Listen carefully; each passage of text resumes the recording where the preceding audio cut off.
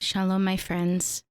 Before we start today's episode, I want to say a few words about what's been going on in our world and especially in the United States this past few weeks. It's really difficult to put into words how I feel.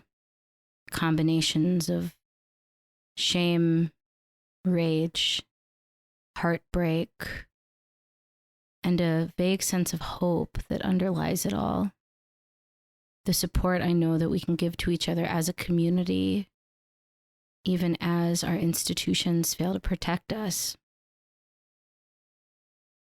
And it's hard to put into words because it's a feeling. For me, I think tefillah in these days is a vessel for whatever it is I'm feeling. Tefillah is a response to life. My prayer then moves through the words of my ancestors, reminding me that I am not alone in this struggle.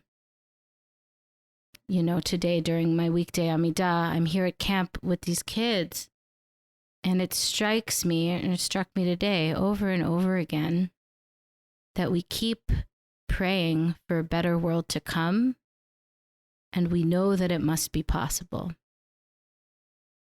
It is said, and Josh mentioned this on the last episode we aired, that we're discouraged from praying for things that we know can't happen. Which means that if we're praying for something to happen, then it could happen. And so tefillah in that way is both a vessel for my rage, and my sadness, and my frustration, but also for my hope. Rabbi Sager, Zichrono Livracha, said that the bracha, the blessing formula, especially as it functions in the liturgy, is a reminder that God has done something before, which means it could happen again. And to me, that gives me a sense of hope. We experience your blessing, Holy One, Redeemer of our people, which means if that is a name that we call the Holy One, that is possible in our world. It can be very easy to feel powerless. And that is a feeling that is worth feeling. But for me, tefillah reminds me that, in fact, I am connected to a people, to a community, and to a universe. And that there is more that we could do always to hold our institutions of power accountable, because there are things that could actually change, and to continue to take care of each other. We balance in Judaism. I think I've brought this up before because it keeps playing over in my mind. We balance the gratitude and the awe of our tefillot. We balance the accepting of the world as it is, as we are encouraged to do on Shabbat, with the holy rage of the prophets and the pieces of liturgy from our heritage that cry out for help. We have both. We can find joy in our everyday lives, and we can hold our broken hearts. We can do both of those things, but only if we do them together. So friends, I just wanted to share that from my heart because I am with you. I am here. And perhaps our tefillah is with us too. And perhaps I think the Holy One is with us too. Now here's today's episode. There is a spark, it can ignite, and all you gotta do is bring the light. Cause a new light shine, cause a new light shine. Time to get on up, say tradition is mine. Cause a new light shine. Shalom, everyone. Welcome to another episode of the Light Lab podcast. My name is Eliana Light, and I am coming to you from Ramah Sports Academy. Yes, summer is in full swing, and I am here at sports camp. What am I doing at sports camp? Coaching lacrosse, of course. No, absolutely not. I'm doing tefillah. What do you think I'm doing? I get to sing and pray with these amazing campers and counselors almost every day, and it's pretty great.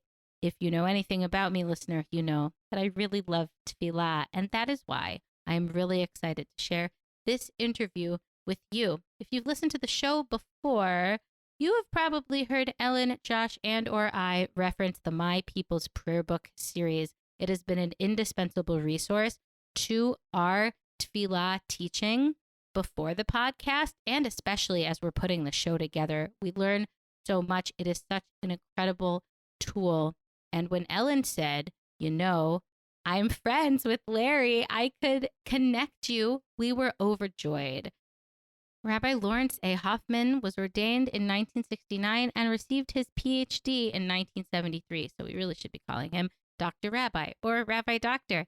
He is a professor emeritus now at the New York campus of the Hebrew Union College Jewish Institute of Religion, where he served for almost half a century, teaching on liturgy, ritual, worship, spirituality, theology, American religion, and synagogue transformation. He's really one of the foremost scholars of liturgy in the United States, and we're really, really lucky to get to talk to him. He's written or edited 45 books to date, incredibly impressive, including the My People's Prayer Book series, the follow-up My People's Passover Haggadah series. There's a series called Prayers of Awe on the High Holiday Liturgy, which is incredible. And he's also done writing around rethinking synagogues. In 1994, he was one of the co-founders of Synagogue 2000, which then became Synagogue 3000, an initiative to help us think differently about what synagogues should be and can be moving into the future.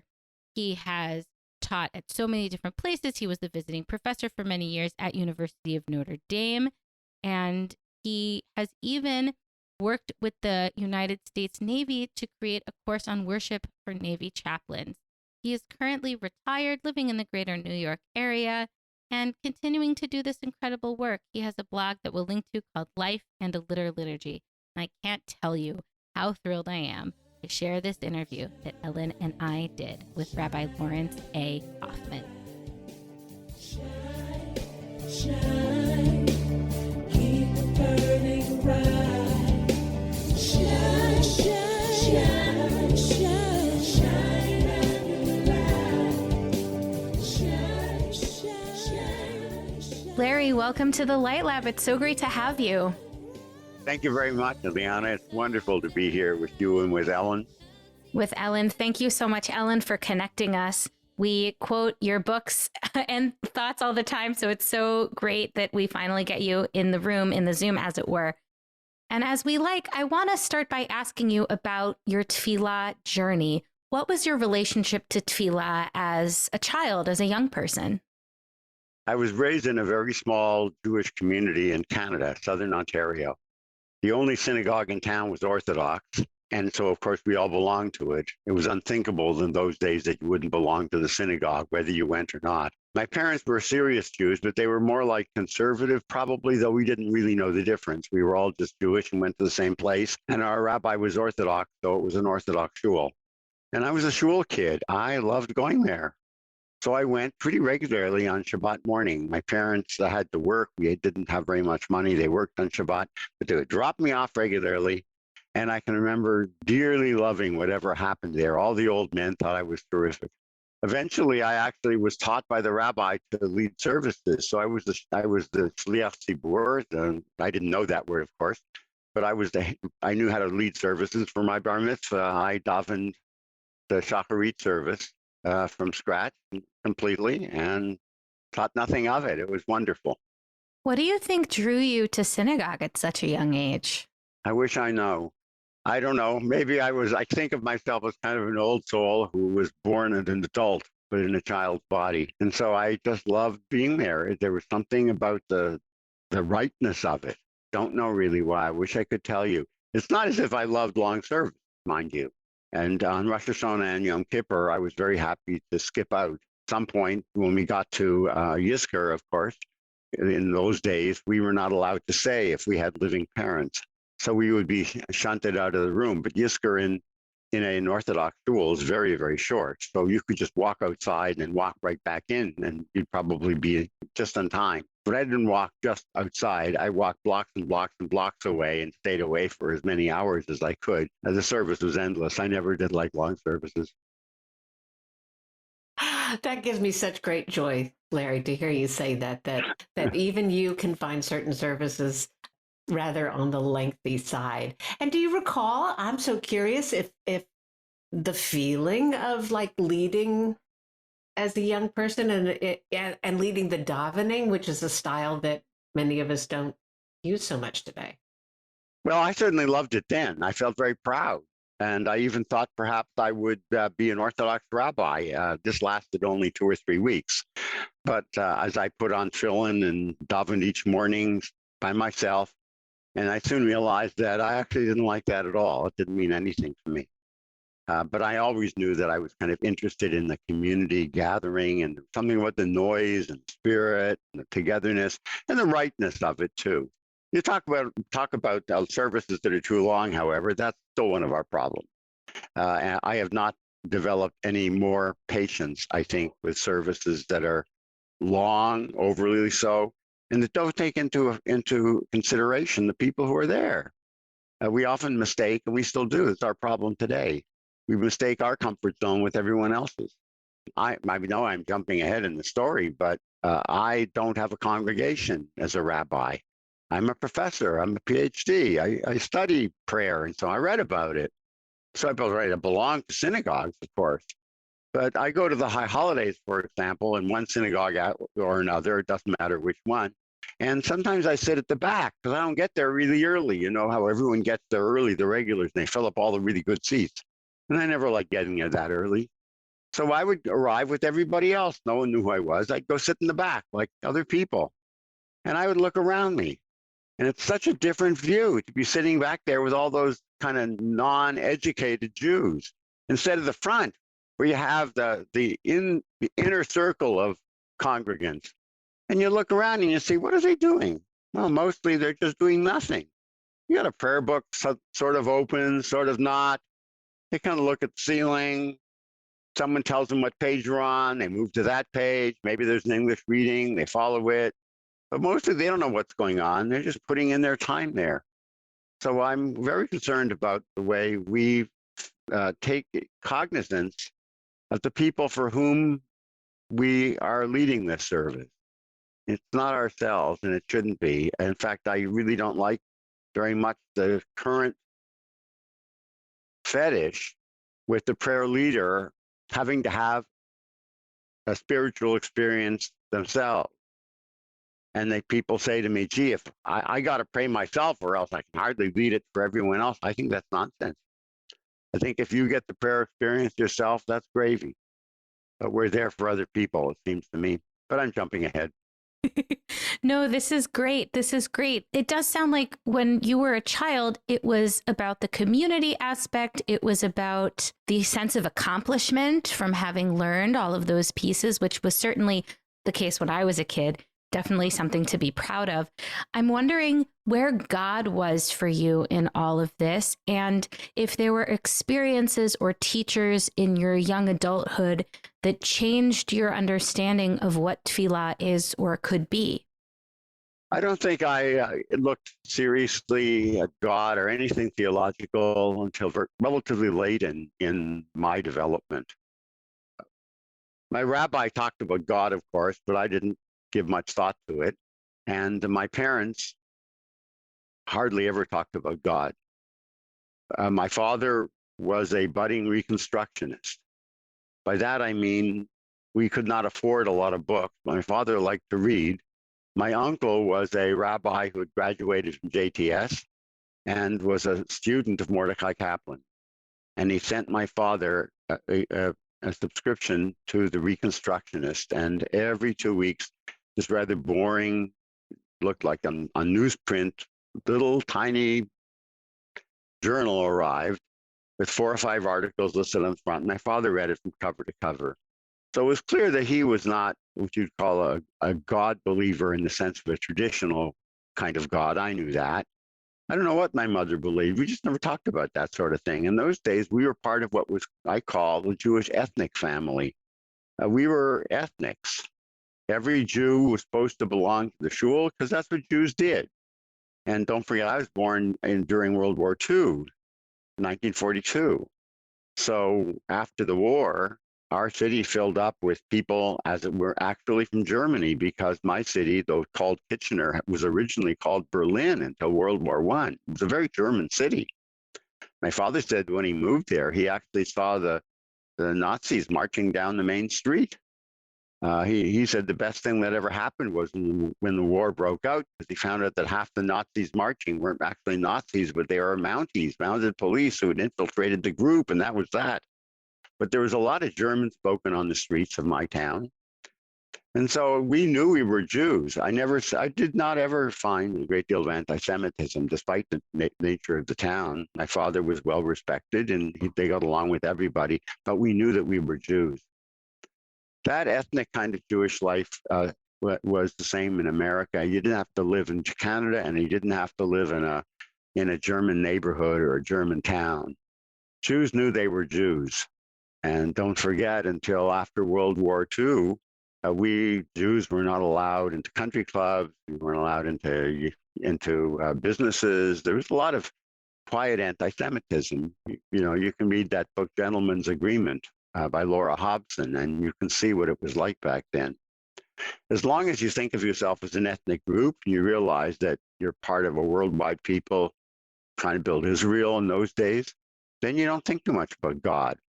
Most of us came from Eastern Europe. Jews in Eastern Europe didn't think much about God. They'd mostly given up on it, I think. They were ethnics. That's what they were. So I didn't think much about God even until I got to Hebrew Union College, probably. In Hebrew Union College, I was fortunate to study with Professor Borowitz, Eugene Borowitz, who became a mentor of mine throughout my life.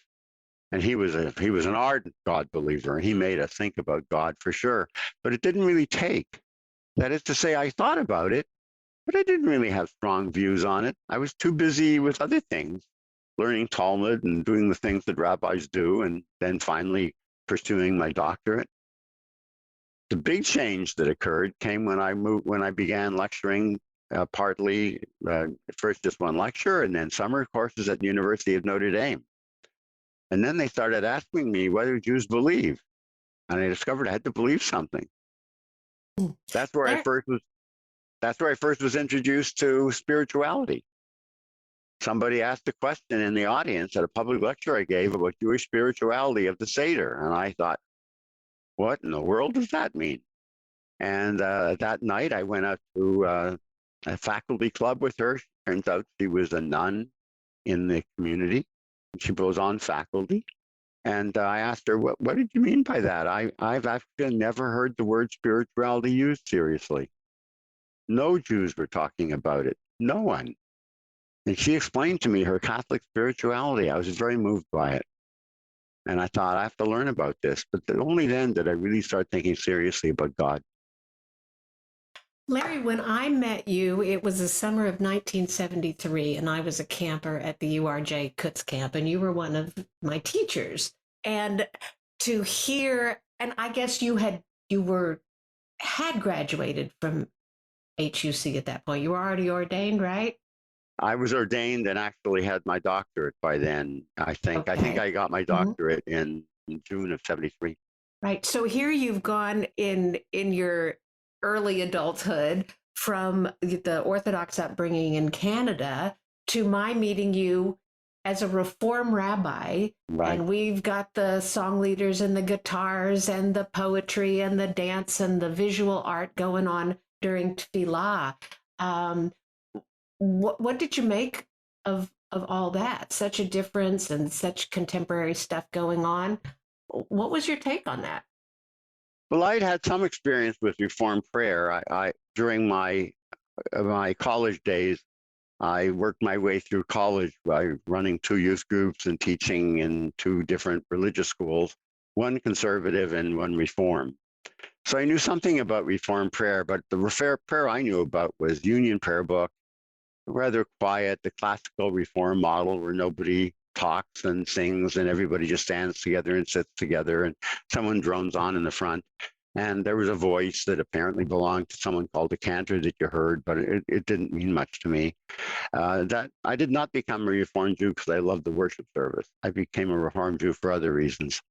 When I went to Kutz camp for the first time, I cannot tell you the impact that had on me. It's the first time I had any experience of joyful singing. It's the first time I had the notion that a whole community could be singing other than droning in the kind of Orthodox way, which I like too, mind you. But just to see the look on the faces of the people at camp, and to actually watch the song leaders, who in those days was Mary Arian and Doug Mishkin, and to watch the enormous capacity they had to bring out the best of people and to raise the level of understanding of oneself. No, that's wrong. To raise the sense of depth that people had within them by giving them that communal experience. That was one of the formative experiences of my life. That's what pops into my head when you were speaking before about the leaders not having an idea of what's going on in the congregation. Right. And that this was a time when it seemed like the leaders were really in touch with who, Da lifnei mi ata omed, you got to know who you're standing in front of. Of course, I know that originally means something different, but for prayer leaders, I think it's a great advice. It's fabulous advice. And I discovered then though I didn't have a word for it yet, don't forget. I still didn't know the word spirituality. Nobody was talking about it yet. But I had the sense that there was something there. And I could see also the importance of music. I had never really appreciated that. Now, mind you, when I was 10 years old, I was in a boys' choir for the high holidays. Mr. Pearl, who was mostly the shochet, he slaughtered the food for us. He doubled as the chazan because he had a decent voice. And he collected 8 or 9 of us boys. And so I learned how to be a boys' choir for the high holidays for him. So I did appreciate some sense of music. And I liked listening to Mr. Pearl. I actually later developed a great fondness for chazanut, which I still have. And I have a high regard for the Orthodox service, don't get me wrong. By the way, I've also developed a high regard for the classical Reform service. So I matured, thank God, I realized that there are many different ways for people to pray.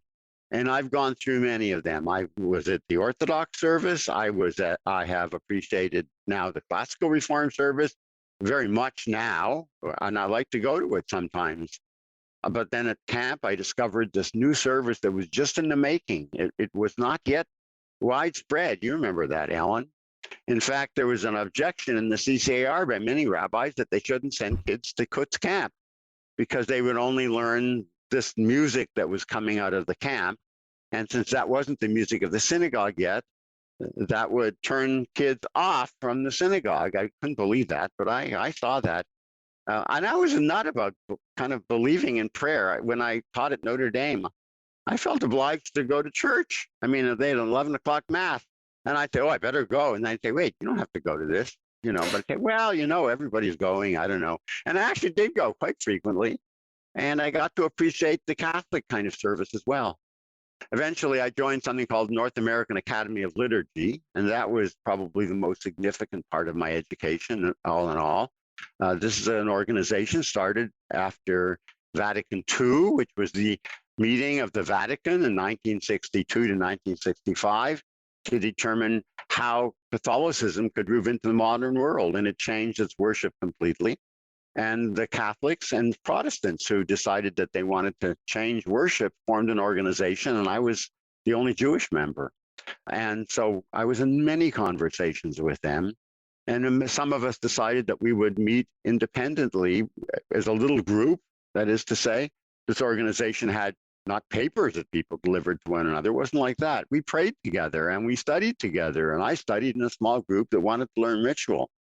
So for about 10 or 15 years, we taught each other ritual studies, though we didn't know it yet that was the title because it hadn't come into being. But that's how I learned all about ritual. And that meant that I had to appreciate the many ways in which people do it. So I've been very, very fortunate to be exposed to many different ways of prayer. So through all of these incredible encounters with this new style of praying at Kutz camp, to the people that introduced you to spirituality as a term, to your cohort of other religious thinkers of other traditions, how did your understanding of the goal or purpose of tefillah change, both prayer in general as a human and universal thing, as expressed by different religions, and tefillah as a particularly Jewish thing? What was your thinking about, what was the point of all of that? When I went to HUC, no, I'll start earlier. In my childhood, prayer was just something you went to. I didn't ask any questions about it. That's what Jews did. So I went Shabbos morning, and I went on, you can hear me say Shabbos because that's how we pronounced it back then. And I went in the high holidays because that's what you did. I had no idea about liturgy as being something broad. We made Kiddush in our home. We lit candles. We kept Shabbat and ritually in that sense. I had never, on the other hand, heard of Havdalah. This was something new to me. I didn't discover that until much later in life. It was a limited repertoire that we had in our home. It's what my parents had learned and what we therefore did. And so prayer in those days was done just because that's what you do. The next step probably is when I went to HUC. And then I learned all about prayer as a mitzvah. I had never heard of that before. As far as I was concerned, a mitzvah was a Yiddish word about doing a nice thing for somebody. I didn't know such a thing as a mitzvah, which is different than a mitzvah, sort of. And so then I learned that, oh, prayer is a mitzvah. And we had all these mitzvot, and we had Talmud and codes and so on and so forth. I did not take to that. I know that there's been research done over the last 15 years or so that has demonstrated the fall off in Jewish appreciation for the word mitzvah. Arnie Eisen recall saying, and then eventually a book was written by him and by Stephen Cohen. And the book was called, I think, The Sovereign Self, something like that. And one of the things they said in there is that Jews don't like the idea of religious duty. And they don't like the idea of a mitzvah, really. And so, in fact, it was no surprise to me that that appeal would only hold with those who had bought into the system of mitzvot as something necessary. Of course, Orthodox Jews still follow that, and I actually have a high regard for their ability to do so. And I like going to their services where, I can appreciate the rationale behind it, and I can identify with it for a period of time. But in my own life, that's never worked with me. I spent a lot of time in my life trying to think of what language means and how language is used.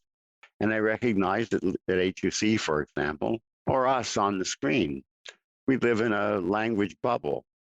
So we use language all the time as if everybody else knows what we're talking about and agrees with it, even though they don't. And even though many of us don't think about it at all, it's just how we talk.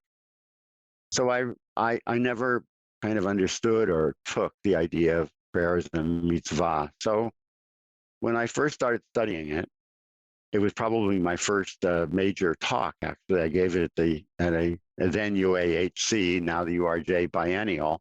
I was a new professor. It probably wasn't 73, Ellen, when I first met you, or maybe a year or two later. I don't know. And I gave a talk called The Liturgical Message, and it's now been printed in a book called Gates of Understanding, Volume 1. It's hard to get, but it's in libraries anyway. The book was published by the UAHC at the time, I think. At any rate, I said there that prayer was primarily a means of identification, the way we identify as Jews. It was clear to me already, though I hadn't studied the academics of it yet, but it was clear to me that when Jews came to pray, they came to identify as Jews. And that's why in crises, to this day, we still come to the synagogue. You want to say, well, I'm Jewish. I want to show up for this as a Jew. Now, there may be other places we show up as well. But if we were in person now, let's take the war against Ukraine going on now, Putin's war in Ukraine. I have no doubt that more people would come to services now because they want to respond by supporting Ukraine and by opposing Putin and saying we believe in what is right. And they want to do it as Jews. We want to do it with the right community. So we belong to many communities, but our religious community for many Jews still counts, even though you don't see them very often. That's why they come on the high holidays. here I am. It's putting in your, suiting up and showing up at the right time and right place and saying, I'm still Jewish. This is my community still. So I began to see prayer as the way in which we give a message to people about their Jewish identity. And that came about a variety of ways, but I still think that's primary.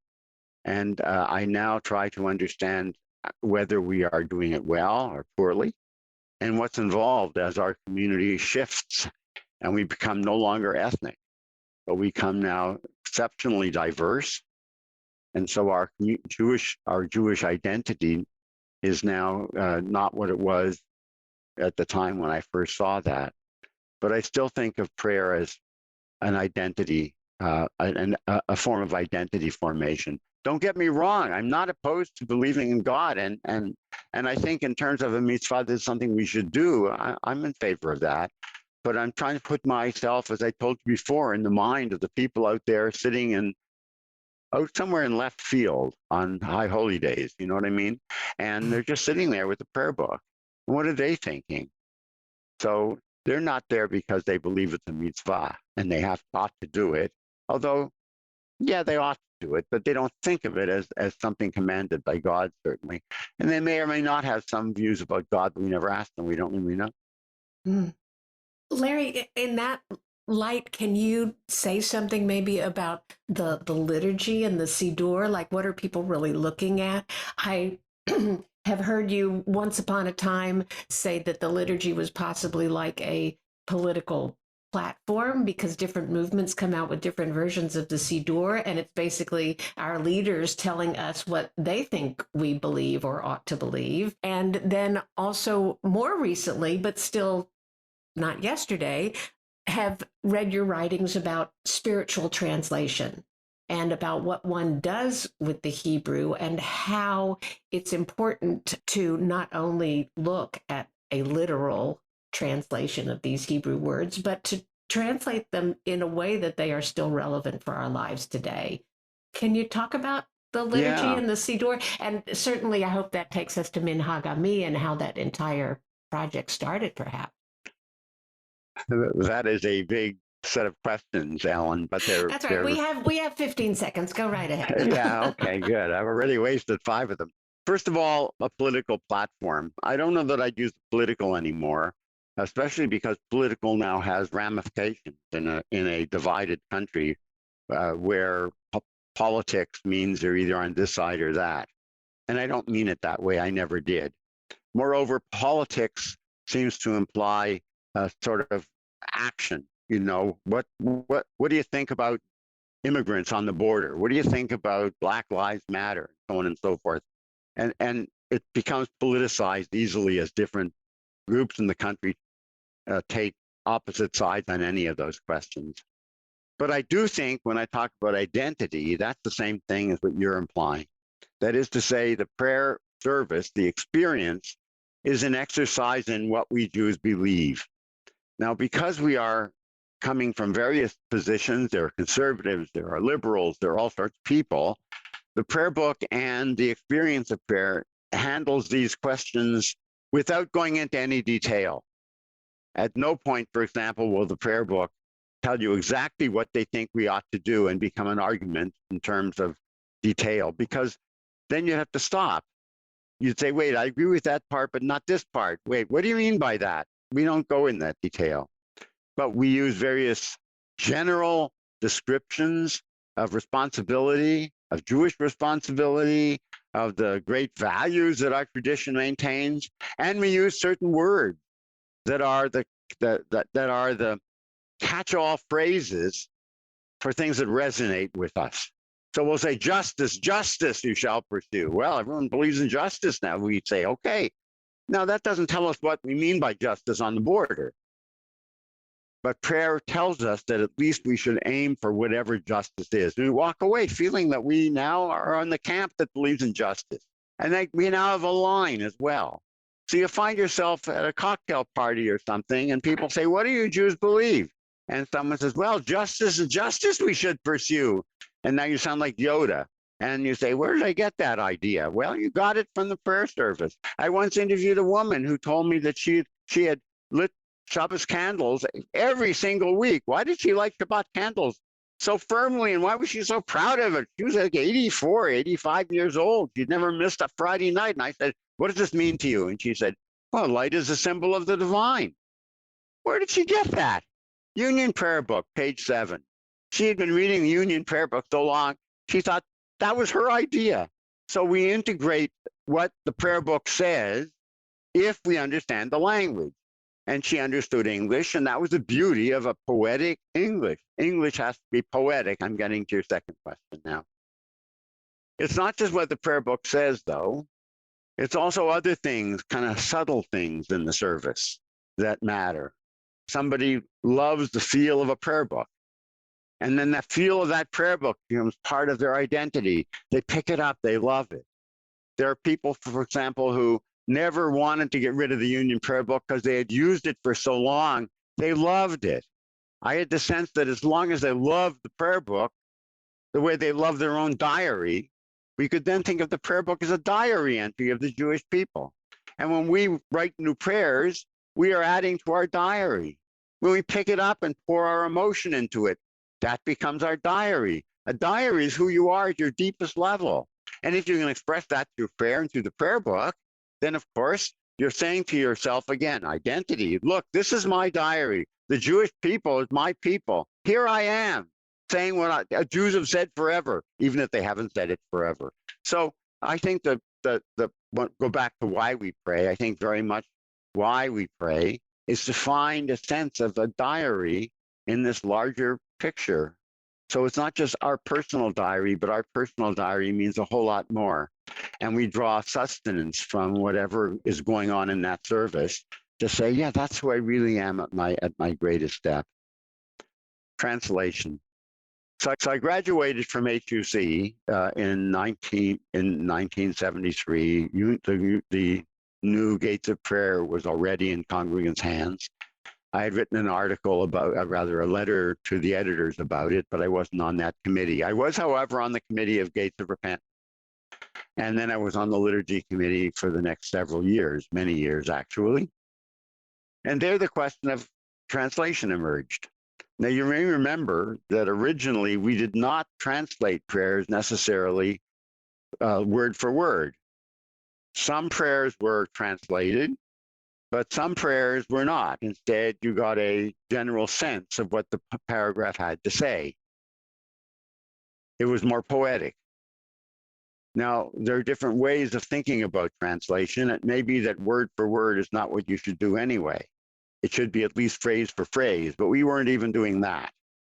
We would just have something that gave you the sense of what the Hebrew meant.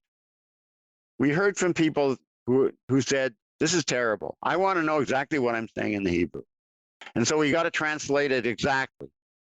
So we started putting a little tiny circle in front of those prayers that were not literal translations to let people know, oh, this isn't the real translation. But who notices a little circle? I mean, what good is that? People still said, you know, everyone has a right to know. I don't actually know that a lot of our people believe that. I think a lot of our rabbis and cantors believed that people believed that.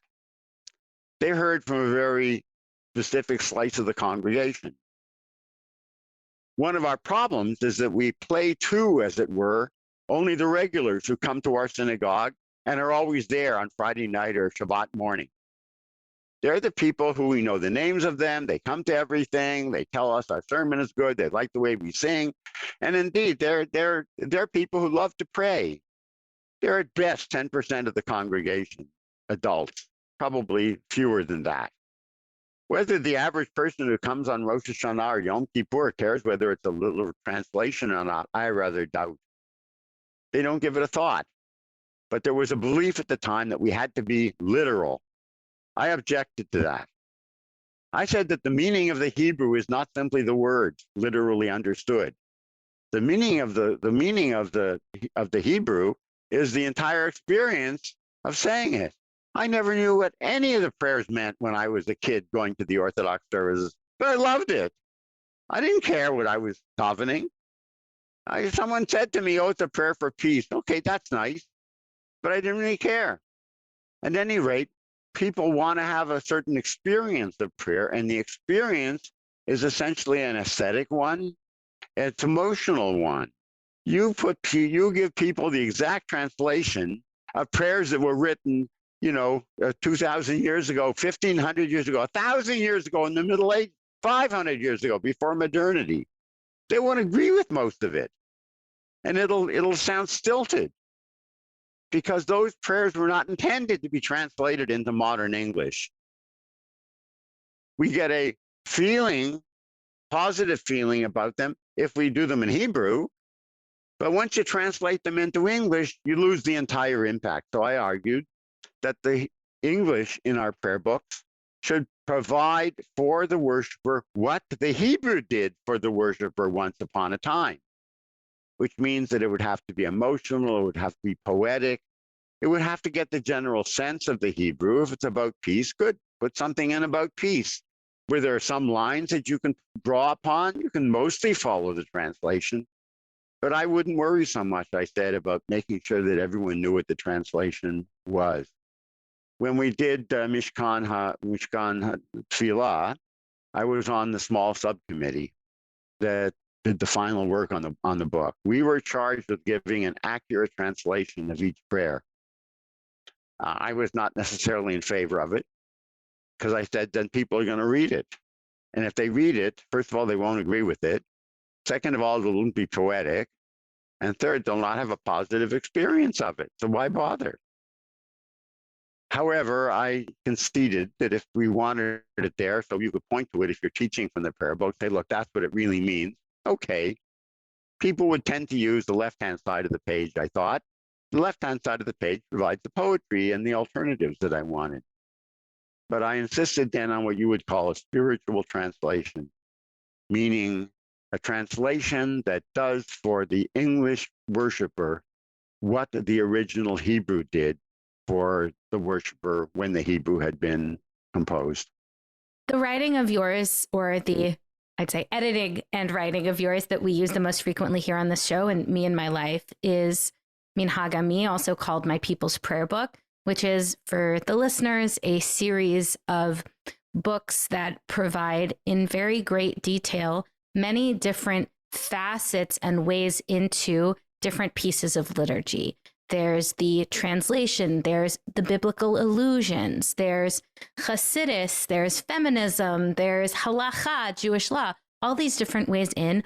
What was your inspiration and impetus for this series? And what do you hope both leaders of Tefillah and practitioners of Tefillah, people who just want to learn, what do you hope that they get out of this series? Well, what a great question. When I was still a young professor, so I by now had tenure, I was a full professor, but I was still pretty young. I hadn't been at the college too long. I had a conversation with Dr. Borowitz, who, as I said, was a mentor for me. And Dr. Borowitz knew that I was running around the country lecturing and writing considerably and being on committees and trying to have an impact on the college. I had, by that time, already become the director of the now Debbie Friedman School of Sacred Music, which was a very important part of my life because I wanted cantors to be recognized and they weren't. So I wanted to bring cantorial education into the modern world. So I knew something about prayer from not just the rabbinic perspective, but also the cantorial perspective. And I was developing my own theory of what prayer should be. And I still had this great fondness for the traditional Siddur of my childhood. And having studied it, I could see in the Siddur, the diary of the Jewish people. I've used that term before. I was taken by here's a story. I was taken by a man who I met in the downstairs, what they called the vestry room, in old shuls, the downstairs kind of messy area was called the vestry room. And I was giving a lecture in a small town in Indiana. And the last lecture was a Sunday morning in this little vestry room. And a bunch of people had gathered. And when I was finished, a man came up to me and said, I see you like prayer. Well, he was obviously listening. And he said, you know something about prayer books? And I nodded. And he said, me, I'm a prayer book. myself. And I thought, uh-oh, what's he trying to say? And I don't know. And then he said to me that he had gone through, as he said, I went through Hitler's camps. And as other people came and went, and they died along the way, and I was still there, I was young and strong, I began to wonder what'll happen if I'm the only Jew left when this is all over. And I decided what I would do is I would memorize the prayer service and be able to pass that along. I already had gone to shul a lot, he said. It was a Reformed temple, but he had been raised Orthodox. And he said, I went to the shul and I knew all the prayers. And now I knew a lot of the Reformed prayers as well. But at least the Hebrew, he said, would die for sure. And I thought if I could daven my way through, then I would be the spokesperson for the next generation of Jews who would rise after me. I just thought that was enormously touching. And I thought he's right on. Most Jews, never had a sense of Jewish knowledge in its abundance. I mean, the average Jew didn't know Talmud. The average Jew didn't know Midrash. The average Jew didn't know much Hebrew. Even in the Middle Ages, we tend to overestimate what people knew. They didn't. The one thing they did know was the prayer book. They went regularly. They knew the prayers. So I thought of the prayer book as kind of an hourglass where all of Jewish tradition is poured in from the top, like a funnel, and it funnels down to us. And so the prayer book was the way all of this Jewish knowledge and Jewish understandings of the world, it quotes the Talmud, it quotes the Bible, it quotes Midrash. That's how people got it. So I began thinking about, what kind of book might we have that would give that to people? Now, as I say, Gene Borowitz came to me just sort of at that time. And he said to me, you're very busy, but I recommend the following to you. I pass it along as advice to everybody on your podcast. There comes a time in your life when you want to say, instead of spreading myself so thin, what really matters to me? What's the one thing I really would like to do? And then you start paring away the things that don't really matter, but you're just doing by habit. Then put more time into what you really care about. So obviously, he was talking not about my family life, that, I really loved my children and so on and so forth. That was another story. But he was talking about what we would call my professional life. I decided that I should have one project that he suggested. And whatever else I do, I would want to get that project done. So putting that all together, I decided that I would do some kind of book that would bring all Jewish opinions together. And here would be that funnel. Into the funnel would be poured a traditionalist understanding through Talmud. What's the Bible about? What's a feminist approach to this? How are some theologians thinking about it? There would be people from Israel and from the diaspora. There would be men and women and people of all ages, and there would be Orthodox, conservative, Reform, Reconstructionist people. It would be my people. So I went to Jewish Lights, which was thrilled to do this. Stuart Matlins, who was the director, founder of Jewish Lights, took the position that there were some books that were just worth doing. He didn't care if he made any money on them. And so he said, look, we won't be able to make a ton of money on these books. They're not pot boilers that everyone's going to buy. And some of them, he said, will be books that hardly anyone will buy if you're going to do the whole Siddur. I mean, it's one thing to read a book about the Shema, fine. But when you get to something called Tachanun and no one knows what it is, why would anyone buy that? So, but he said, if you think we should do it, I'll trust your judgment. So he gave me a carte blanche. And with that, I proceeded to work my way through the entire traditional liturgy with everything from what the traditionalists say to why Reformed Jews had changed it and what modern people were thinking of various sorts. And then I thought, the way we present Jewish knowledge in Jewish books is utterly critical. I remember once being called to the union, URJ, at that time UAHC, because they had a manuscript of the Rosh Hashanah liturgy, and it was in a folio size, big book. and took two hands to turn the page, and it was very old. It was probably, they thought, from the 15th century or 14th century. They weren't entirely sure, maybe even 13th, they didn't know. And it had beautiful pictures in it with gold leaf. I mean, the pages were even heavy. It was something striking. And as I turned the pages, I discovered that that people had written in the margins.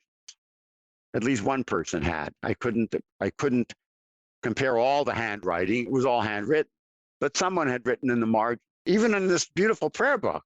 We would call that defacing it, but obviously that's not how I thought about it, because this person was a rabbi who was adding his commentary to what he saw as the Jewish tradition that had been handed down to him.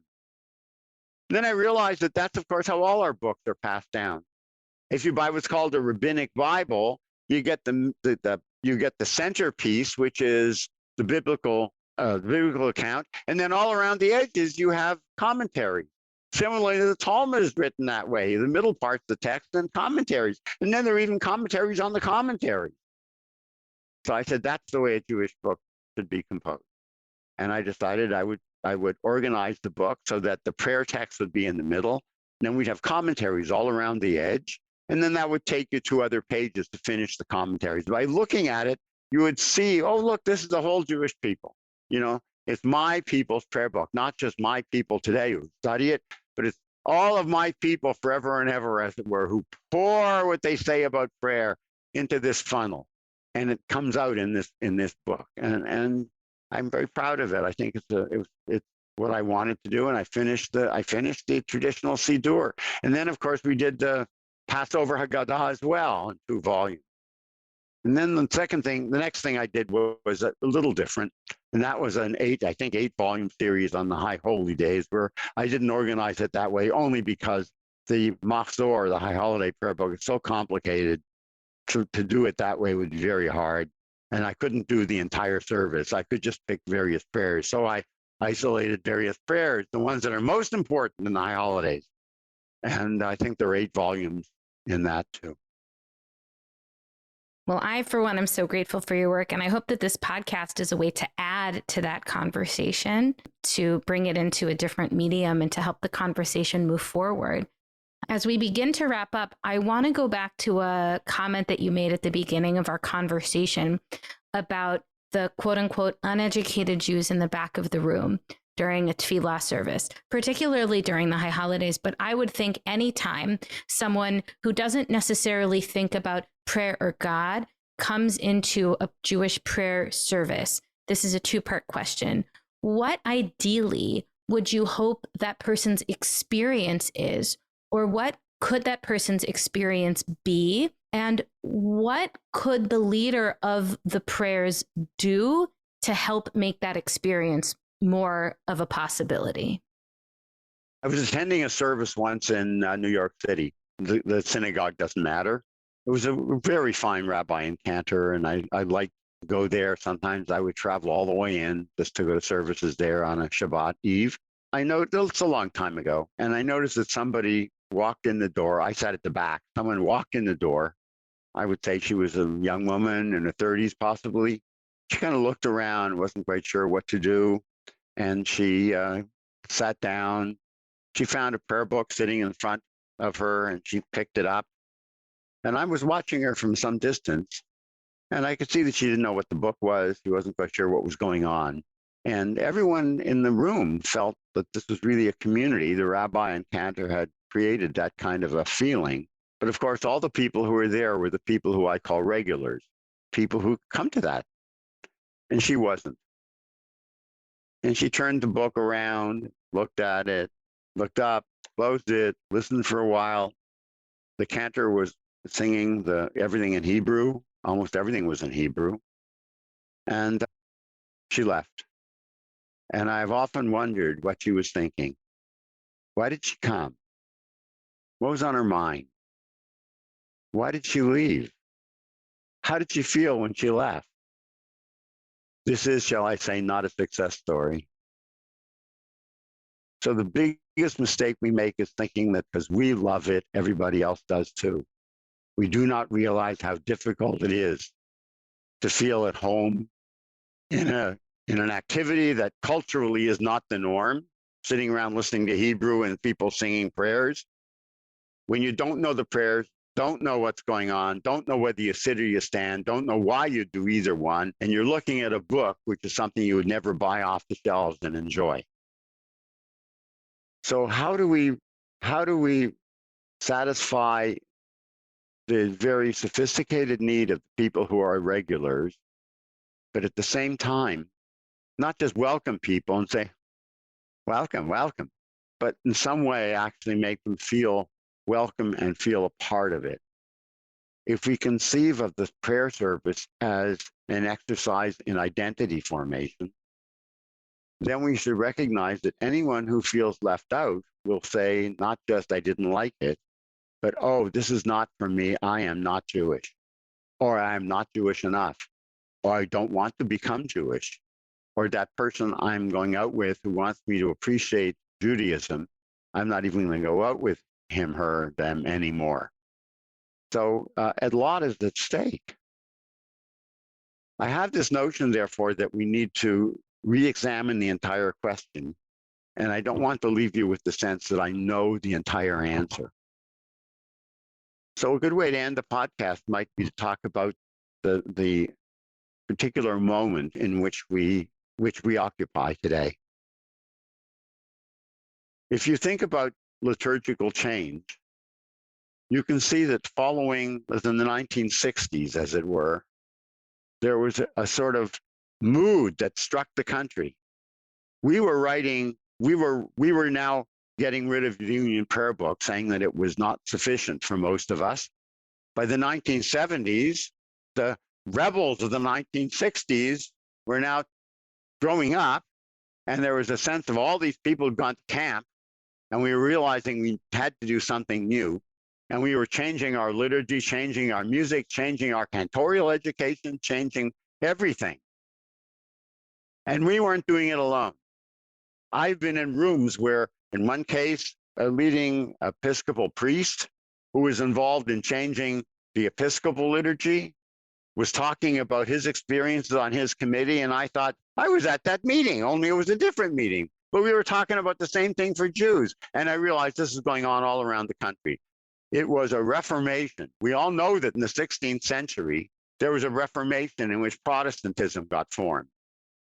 And though people don't always think of it this way, that Reformation struck Jews, but only in the 19th century because we were in ghettos until that time.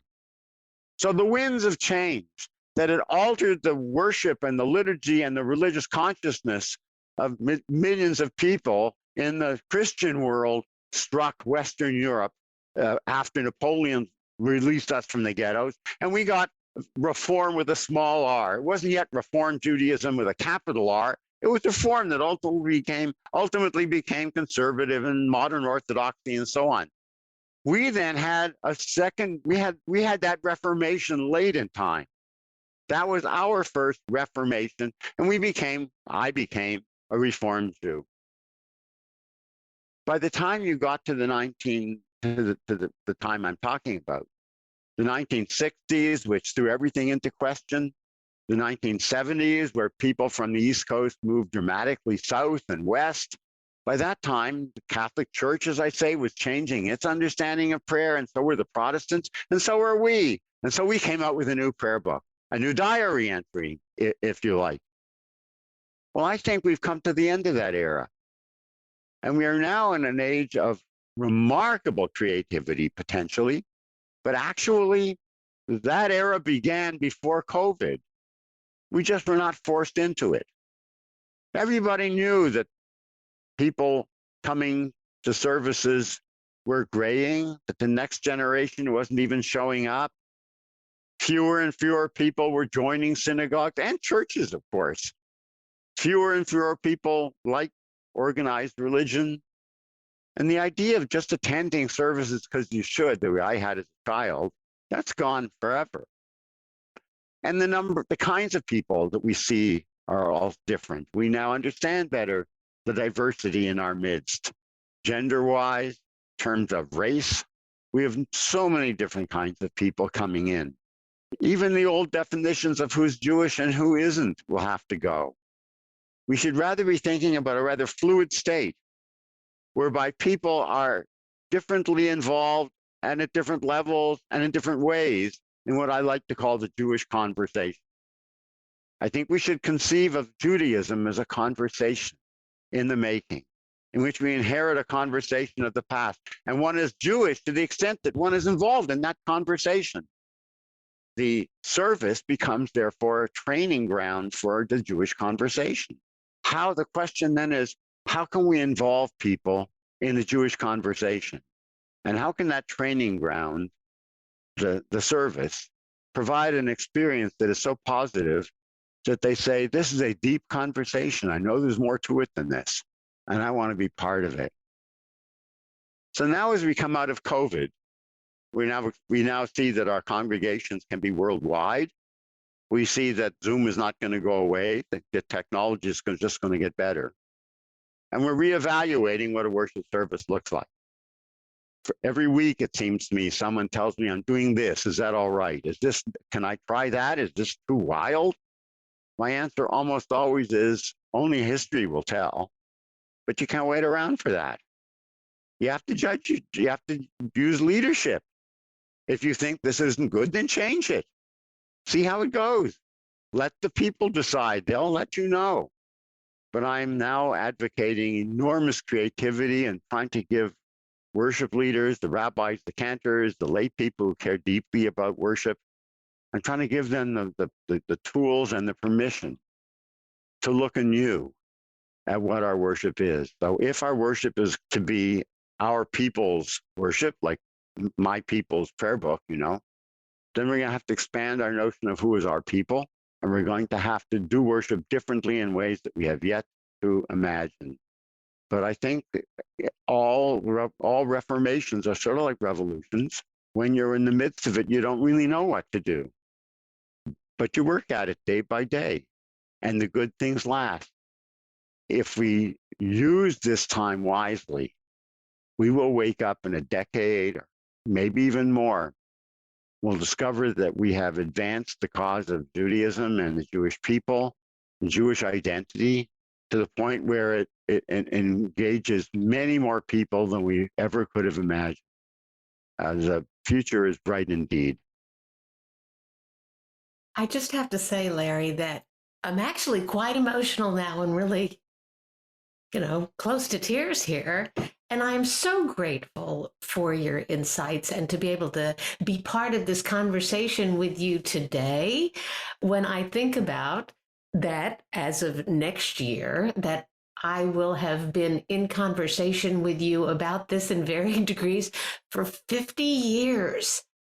And it's really quite incredible. You have been such an important teacher in my life. I think that without meaning to, it was your teaching that brought me to my own focus of being a lover of the liturgy and of shlichut tzibor, as I like to call it, prayer leadership. But thank you so much for this, because being able to hear how you have evolved and your ideas have evolved, you've really taken us all with you and worldwide Judaism with you as well. I'm so grateful. Thank you for inviting me. It's been a sheer delight. Thank you so much, Larry, Rabbi Hoffman. Especially, I have to say, there are a lot of people out there who are saying doom and gloom. They see a lowering amount of people who come to synagogue and they say it's over. And yet you are reflecting what I feel is that this is an opportunity to think about what are we doing and how can we do it. And I love the framing of Judaism as a conversation.